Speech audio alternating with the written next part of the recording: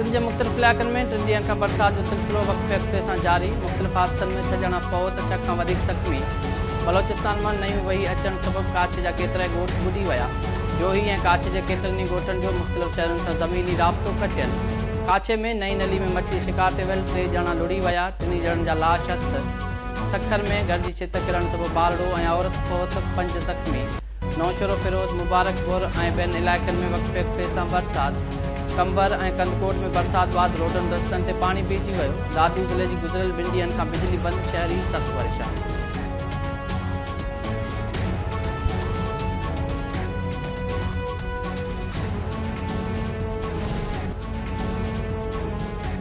PDMA Sindh में बरसातनि दौरान 12 ॼणनि जी फ़ौत थियण जी तस्दीक़ करे छॾी। पीडीएमए चयो आहे त बरसातनि दौरान सभ खां वधीक फ़ौतियूं थरपारकर में थियूं, जिते 8 ॼणा फ़ौत थिया। 4 ॼणनि बदीन ज़िले में हयाती विञाई, 2 ॼणा ज़ख़्मी।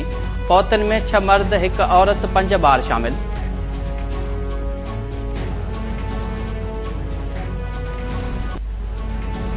बलोचिस्तान में भी बरसातुनि तबाही मचाए छॾी। सोबतपुर, डेरा बुख्टी, कोहे सलेमान ऐं सूई जबलनि तां आयल बोर जो पाणी पट फीडर कैनाल में दाख़िल। केतिरनि ई ॻोठनि जो सोबतपुर ऐं जाफराबाद सां ज़मीनी राब्तो कटिजी वियो। मौसमियात खाते बलोचिस्तान में वधीक 2 ॾींहनि ताईं बरसात जारी रहण जी अकती करे छॾी।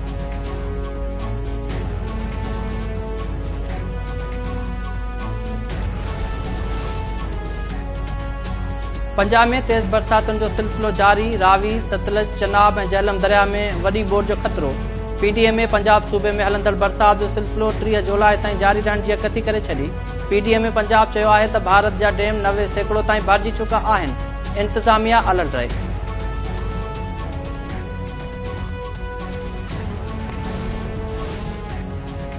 कोटिया में क़त्ल थियल वकील अब्दुल रज़ाक शर जे केस में पीटीआई चेयरमैन सुप्रीम कोर्ट में पेश। अदालत पीटीआई चेयरमैन खे ईंदड़ ॿुधणीअ ताईं गिरफ़्तार करण खां रोके छॾियो। आईजी बलोचिस्तान वकील अब्दुल रज़ाक क़त्ल केस जी जांच रिपोर्ट सुप्रीम कोर्ट में जमा कराए छॾी।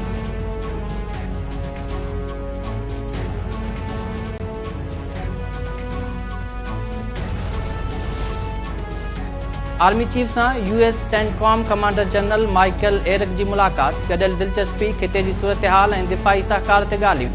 आईएसपीआर मूजिबि मुलाक़ात में मुख़्तलिफ़ शोबनि में लाॻापन खे हथी ॾियण जे अज़म जो इज़हार कयो वियो। सेंटकॉम कमांडर दहशतगर्दीअ में पाकिस्तान जी कामयाबियुनि जी वाखाण कई।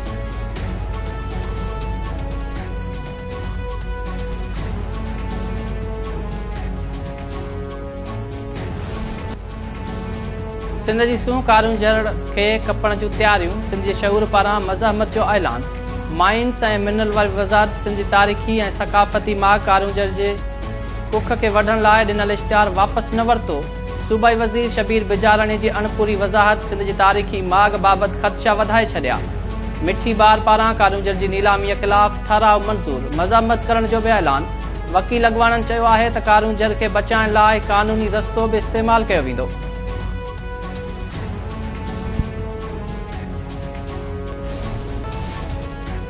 कंबर थाणे जी छित टोड़े फरार थियल 15 कैदियुनि खे पुलिस ॿीहर गिरफ़्तार करण में नाकाम। 7 अहलकार मुअत्तल, 2 गिरफ़्तार।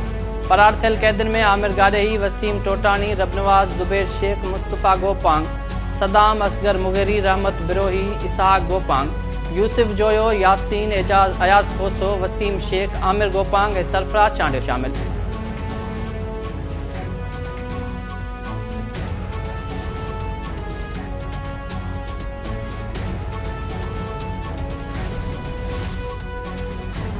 सिंध जी क़दीमी माग मोहन दड़ो में बरसात सबबि तहज़ीबी आसारनि खे नुक़सान। तूफ़ानी बरसात सबबि स्टूपा खे ॾिनल शीट फाटी पई।